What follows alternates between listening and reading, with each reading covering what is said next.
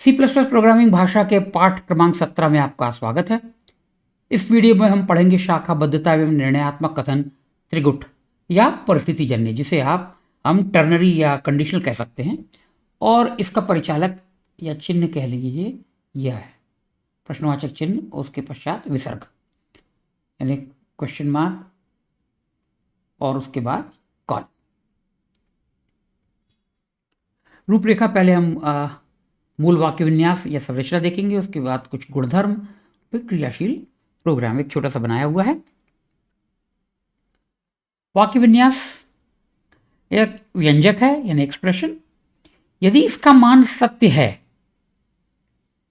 तो इसके स्थान पर यह कथन व्यंजक 2 का मान का प्रयोग करेगा, और यदि असत्य है तो व्यंजक 3, अर्थात व्यंजक 1 का मूल्यांकन करेंगे हम। कोई भी किसी भी प्रकार का व्यंजक हो सकता है।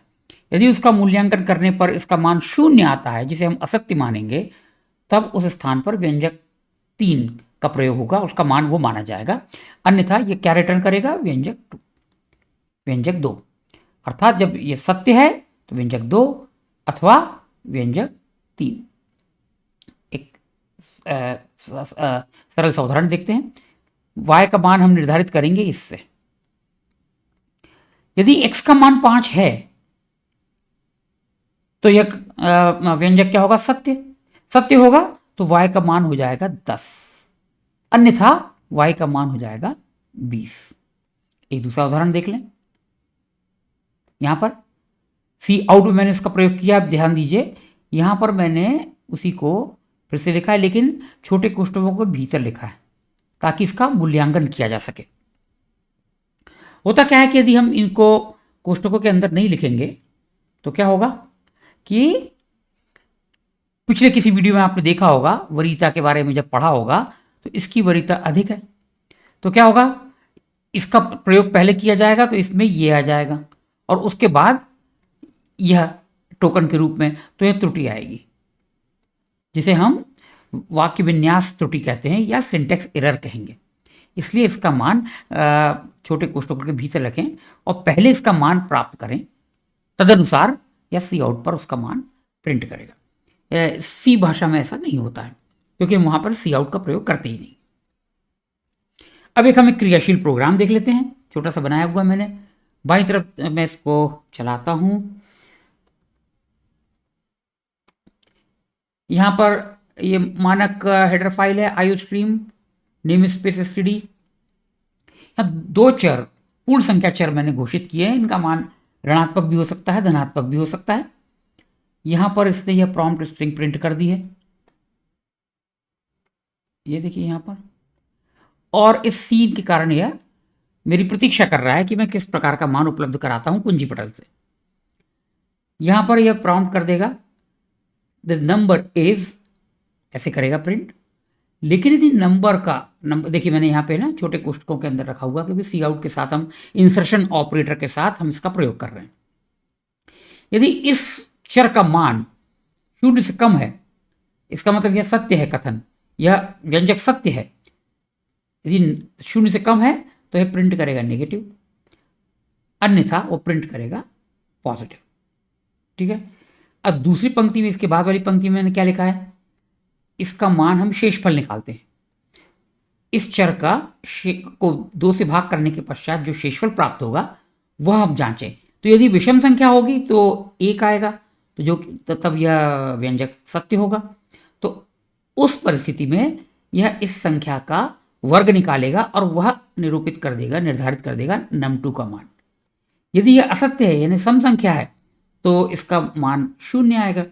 असत्य है तो इसका घन निकालेगा और वह मान निरूपित कर देगा num2 को, और वो मान प्रिंट कर देगा। तो हम देखते हैं इस प्रोग्राम में। तो चलिए पहले हम एक मान उपलब्ध करा देते हैं 5। तो देखिए 5, ये 5 था इसका मान, तो 5 0 से छोटा है, नहीं है, यानी असत्य है, तो ये इसने यहाँ प्रिंट कर दिया द नंबर इज पॉजिटिव। अब दूसरा मान हम फिर से एक बार चलाते हैं। अब इसको हम दे देते हैं, मान लीजिए और यहाँ पर देखिए कि इसने क्या किया, इसका मान निकाला 5 का, 1 आया, 1 आया तो 70 हुआ तो इसका वर्ग कर दिया इसने। ठीक है, तो इस यहाँ पे इसका मान क्या वर्ग किया, 5 का मान 25 प्रिंट कर दिया। एक बार हम और चला दें इसको। चलिए इसको मान हम ले लेते हैं ऋण 4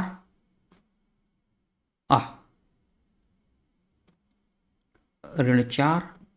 देखिए नंबर जो है बोलता है द नंबर इज नेगेटिव। तो यहाँ क्यों, क्योंकि 0 से कम था तो इसने इसका मान नेगेटिव मान लिया कि इसका यह स्ट्रिंग नेगेटिव प्रिंट है, अक्षर श्रृंखला नेगेटिव का प्रयोग होगा प्रिंट करने में। अब देखिए इसको यदि हमने 2 से भाग किया तो परिणाम क्या है, 0। तो इसने फिर से वर्ग इसका प्रिंट कर दिया और क्या किया, असत्य आया तो वर्ग नहीं करेगा, इसका घन करेगा। तो 4 का घन इसका 4 का घन क्या हुआ, 4 × 16, 16 × 64, तो ऋण 64 उसने प्रिंट कर दिया। अब ऋण 4 था तो उसका वर्ग तो होगा कितना, ऋण 4 गुणित ऋण 4 कितना हो गया, घन 16। लेकिन एक बार ऋण 4 से और गुणा करेंगे तो ऋण 64 आ जाएगा। तो इसलिए उसने इसका ये मान प्रिंट कर दिया और यह। तो इस तरफ आप यदि आपने अभी तक इसको परख लिया होगा कि यह एक इफ एल्स को लिखने का एक जिसको कह सकते हैं हम शॉर्ट हैंड तरीका है। कम अक्षरों का प्रयोग करके हम एक थोड़ा सा गूढ़ रूप हो सकता है इफ एल्स का, हम ऐसा इसको कह सकते हैं। अगले वीडियो में हम पढ़ेंगे लूप्स के बारे में। लूप्स 2 हैं, 2 प्रकार से होते हैं, फॉर और व्हाइल या डू व्हाइल। तो डू व्हाइल एक ही श्रेणी में आ जाते हैं और फॉर, दोनों का काम एक ही होता है, लेकिन काम करने का तरीका थोड़ा सा भिन्न होता है, लेकिन उनका उद्देश्य एक ही होता है। तो अगले वीडियो में हम पढ़ेंगे लूप्स के बारे में। इस वीडियो में बस इतना ही। धन्यवाद।